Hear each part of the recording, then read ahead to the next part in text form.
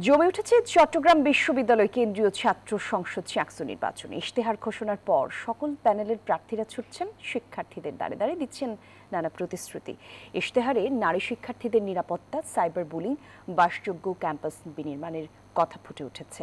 এছাড়া নির্বাচনের আচরণবিধি লঙ্ঘনকে কেন্দ্র করে চলছে পাল্টাপাল্টি অভিযোগ। ছাত্রদল ও শিবিরের প্যানেল একে অপরের বিরুদ্ধে অভিযোগ তুলে উত্তাপ ছড়িয়েছে নির্বাচনী মাঠে।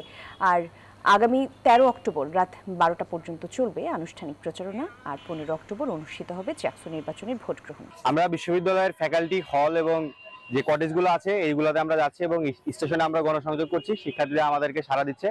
আমরা আমাদের লিফলেট, আমাদের ইশতেহার, আমাদের যাবতীয় কর্মপরিকল্পনা কি, এই বিষয়গুলো আমরা তাদেরকে পুঙ্খানুপুঙ্খভাবে তাদের কাছে আমরা বলছি এবং তারা এই বিষয়গুলো খুবই পজিটিভভাবে দেখছে। অনাবাসিক শিক্ষার্থীদেরকে টার্গেট করে বিভিন্ন ফ্যাকাল্টি, বিভিন্ন ডিপার্টমেন্টে যাওয়ার চেষ্টা করছি। তো একটা জিনিস ভালো লাগছে যে অনাবাসিক শিক্ষার্থীরা আগ্রহ ভরে আমাদেরকে গ্রহণ করছে। আপনাদের সাথে যাদের সাথে দেখা হচ্ছে ওদের কাছ থেকে অনেক আশাবাদী আমি। ওরা আমাকে সাপোর্ট দিচ্ছে আমাদের প্যানেলকে। আমাদের প্যানেল হচ্ছে স্বতন্ত্র সম্প্রীতি।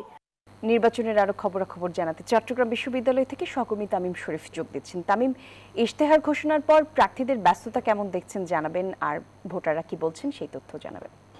ধন্যবাদ কলি। আপনি যেমনটি বলছিলেন, চট্টগ্রাম বিশ্ববিদ্যালয়ে যে নির্বাচনী এক উৎসাহ ও উদ্যোগ আমরা দেখতে পাচ্ছি।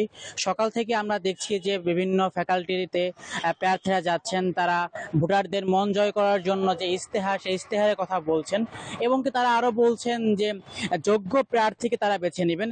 আমরা সকাল থেকে স্টেশনে এবং ডিপার্টমেন্টগুলোতে আমরা গিয়েছি। আমরা দেখি যে প্রার্থীদের মধ্যে যে একটা উৎসাহ, যে দীর্ঘ 36 বছর পরে এক নির্বাচন, সেই নির্বাচনকে ঘিরে একটা উৎসবমুখর পরিবেশ আমরা লক্ষ্য করছি। এরই মধ্যে গতকাল ছাত্র শিবির এবং ছাত্রদল তাদের ইশতেহার ঘোষণা করে এবং আজকেও কয়েকটা প্যানেল ইশতেহার ঘোষণা করবে। আমরা বৈচিত্র্যের ঐক্য প্যানেলের জিএস প্রার্থী সাথে কথা বলতে যাচ্ছি। আপনি কেমন সাড়া পাচ্ছেন আমাদের জানাবেন একটু। আমরা প্রার্থীদের কাছে যাচ্ছি, আমরা ফ্যাকাল্টি হলে যাচ্ছি যুক্তিতে। প্রার্থীরা আমাদের ইতিবাচকভাবে সাড়া দিচ্ছে। শহরে আমরা জানি শহরে প্রায় অনাবাসিক শিক্ষার্থীরা থাকে। আমরা আজকে নির্বাচনী অংশ, প্রথম সমাবেশ আমরা শহরে করতে যাব। আর আমরা যখন প্রার্থীদের কাছে যাচ্ছি, প্রার্থীরা আমাদের পরামর্শ দিচ্ছে যে ইশতেহারে আমরা কি কি রাখবো।